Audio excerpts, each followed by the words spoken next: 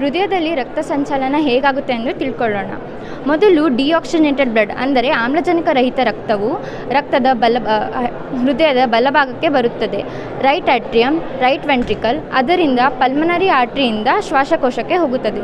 ಶ್ವಾಸಕೋಶದಲ್ಲಿ ಆಕ್ಸಿಜನನ್ನು ಪಡೆದುಕೊಂಡು ಶುದ್ಧವಾಗಿ pulmonary ವೇನಿಂದ left atrium, left ವೆಂಟ್ರಿಕಲಿಂದ ಅಯೋರ್ಟಾಯಿಂದ ಇಡೀ ದೇಹಕ್ಕೆ ತಲುಪುತ್ತದೆ. ಇದು ರಕ್ತ ಸಂಚಲನ.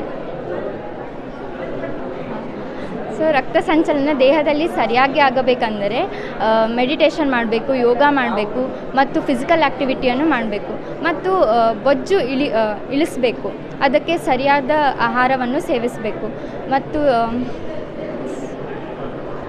So we are seeing right, ಇದೆಲ್ಲ ದೀಸ್ ಆರ್ ದ ರಕ್ತನಾಳಗಳು ಅಂತ ಹೇಳ್ತೀವಿ. ಸೊ ನಾವು ಏನು ಪ್ರತಿನಿತ್ಯ ಊಟ ಮಾಡ್ತೀವಲ್ಲ, ನಮ್ಮ ಊಟದಲ್ಲಿ ಬೊಜ್ಜು ಜಾಸ್ತಿ, ಇತ್ತೀಚೆಗೆ pizza, burger, all junk foods ತಿನ್ನೋದ್ರಿಂದ ಏನಾಗ್ತದೆ, ಈ ರಕ್ತನಾಳಗಳಲ್ಲಿ ಬ್ಲಾಕೇಜಸ್ ಸ್ಟಾರ್ಟ್ ಆಗ್ತದೆ. ಸೊ ರಕ್ತನಾಳಗಳಲ್ಲಿ ಬ್ಲಾಕೇಜ್ ಸ್ಟಾರ್ಟ್ ಆದಾಗ ಈ ಪೈಪ್ ಇದೆಯಲ್ಲ, ಈ ನಾಳಗಳು ದೊಡ್ಡದಿರ್ತದೆ, ಅದು ಬ್ಲಾಕೇಜ್ ಆದಾಗ ಇದು ಚಿಕ್ಕದಾಗ್ತಾ ಬರ್ತದೆ. When there is blood circulation stop ಆದಾಗ ಅಲ್ಲಿ ಸ್ಟ್ರೋಕ್ ಆಗೋ ಚಾನ್ಸಸ್ ಜಾಸ್ತಿ ಇರ್ತದೆ. ಸೊ ಇದನ್ನು ಅವಾಯ್ಡ್ ಮಾಡಬೇಕಂದ್ರೆ there has to be physical activity. ಪ್ರತಿನಿತ್ಯ ಮನುಷ್ಯ ಎಷ್ಟು ಸಾಧ್ಯನೋ ಅಷ್ಟು ವಾಕ್ ಮಾಡಬೇಕು, ಜಾಗಿಂಗ್ ಮಾಡಬೇಕು, ಎಕ್ಸಸೈಸ್ ಮಾಡಬೇಕು. And yoga and meditation is the best technique through which we can sort out all the diseases in our life. So keep your heart healthy. If the heart is healthy, you will be fit and fine.